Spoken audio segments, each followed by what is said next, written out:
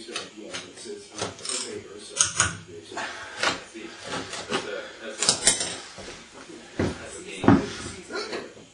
Seize the bear. Very nice. It's not some hot chick actress. Going well. I've got, I'm speaking at Portland with Jeffrey Tucker and Elroy. I'm going to. What if I go to write, Oh yeah, for the post-production, I use it actually like most people do, and sometimes I'll use, there's a program called the Levelator, which boosts and lowers different sounding recording, which has saved me, like, basically I'm going to live to be 800 years old because of the amount of time that saved me from individually rising up and lowering down the noise levels in various.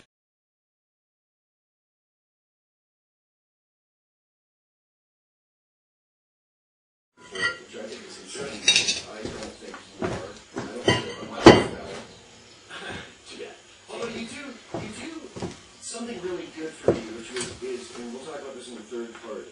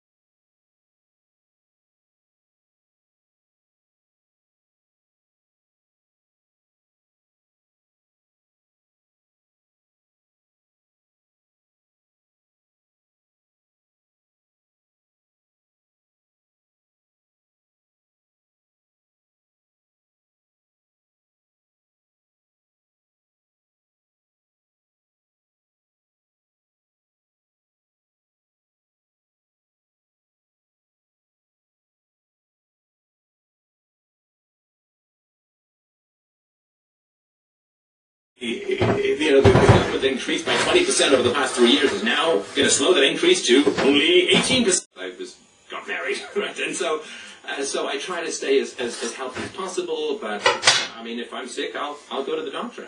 I don't have a choice about that. I mean, it's like I drive on the roads.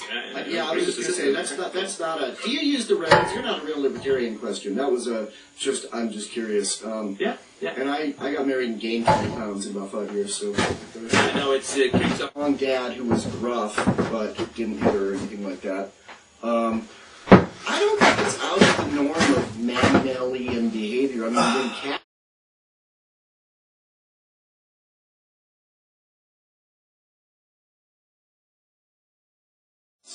Of voluntarism versus violence. It's the only two. Right? Those are the two massive motorcycle car spaceships we're driving at Mach 12 million.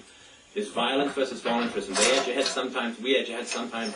We've got to hit the gas, but they're not going to pull back. They're not going to hold off. This is an ancient race of rulers and their dependents who wish to rule and command the human soul and the human spirit, and we've got to hit the fucking gas. They're not going to slow down. They're not going to turn aside. And either they hit the wall or we do, metaphorically. And so all I say is, fuck where we end up. We don't control that. Fuck whether people listen to us. We don't control that. The only thing that we control is the power and the intensity and the focus and the reason and the evidence and the passion that we bring to this calling. That's all we can control. The vulnerability of wanting the world to get better is a terrifying place to be at times. The vulnerability of having children and needing the world to get better. I am so embarrassed to introduce this planet to my daughter.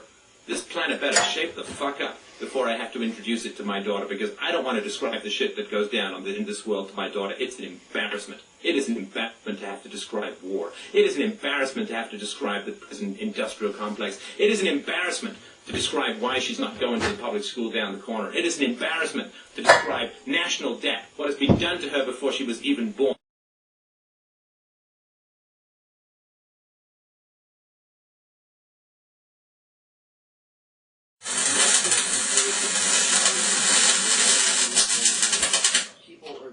Overwhelmed day by day in the increases, and this is in 1970. You know, he pointed out that, like, in 1970, you know, there were computers and there was a man on the moon and there were people alive who had existed when there were no automobiles.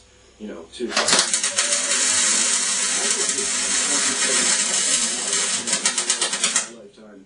I think it's even gone further. I think that book, have you read the book The Jetsons World? It's a Jetsons World. No, but that sounds fun. Am I going to finally have flying boots? Yeah, well, I don't know. If overwhelmed really is the right term for it, the problem is it kind of changes the way that I take in my information to such a vast degree.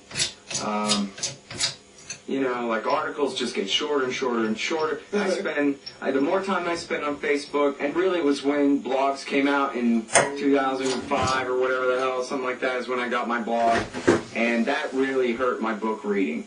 But then when Facebook came out, man, I've probably read 10 books since Facebook came out. Well, that's not true. But normally, by my old standards, it would have been 200. I used to, always read, a couple of books a week and interview all the authors. And then now, all the authors send me the books, but I never get to them.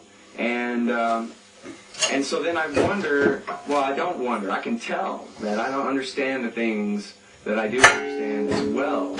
Because you just, it's like the difference between watching the nightly news. Never mind, they're lying to you about something, but just a regular news report about something, all things being equal, basically true. Compared to the TV news story versus the newspaper story about it, that level of difference, it's the same kind of thing, only to a much greater degree, where if I was really reading all the books that I was sent just over the last 2 years, if I had really read all of them, I would be way better on so many things than I am right now. Like it's been detrimental to me. I don't know about, I never feel like, oh no, I can't keep up kind of thing, because and Eric and Jason doing all of my dirty work for me, really, collecting all those links, and I know what I want to know about. I know what my best sources are. Yeah, in a way, I use the site that way, even though I'm attracted to it. It's also my #1 resource, and there's a lot of other sites too, a lot of places to get a lot of stuff. But also I'm lucky that if I see an article I like, even if I read through it really fast and I don't necessarily get everything, I still get to interview the guy that wrote it and ask him all about it.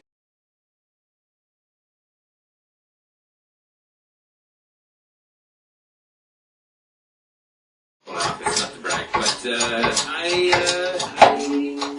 hard work.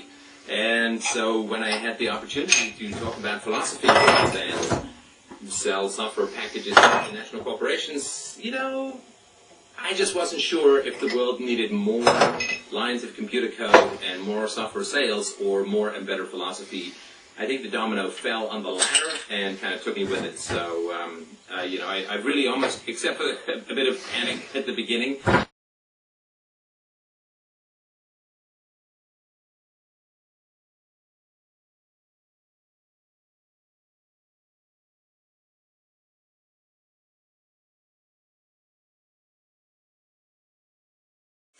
to find time.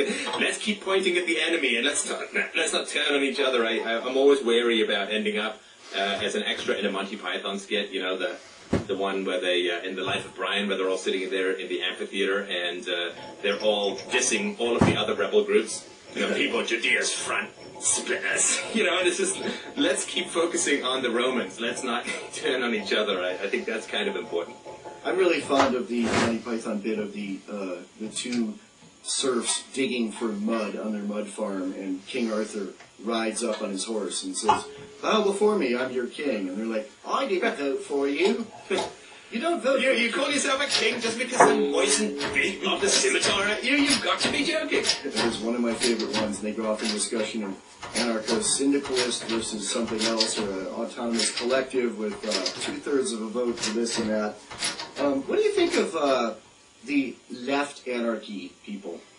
People that say they're anarchists but are anarchist socialists. I can see how that would work in a voluntary, like, okay, we're going to have our city state that is, socialist, and we're going to share everything at gunpoint, or however they're going to do it. But it always sounds to me like they want to take away all private ownership, and my guns are going to come out when that happens, so it's not going to happen voluntarily on my part. What do you think of that?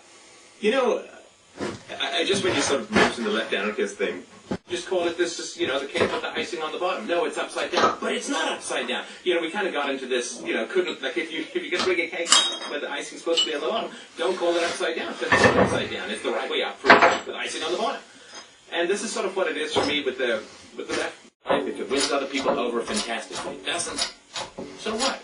And I think that isolating yourself from this desire to manage and control and tell other people what to do, that to me is the real heart.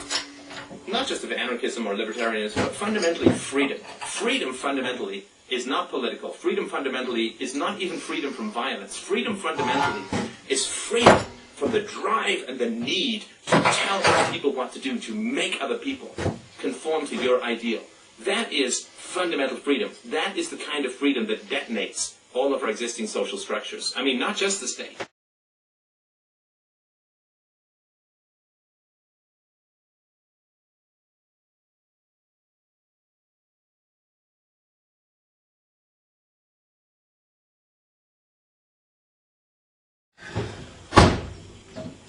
Sound like I'm still smoking. It's very late.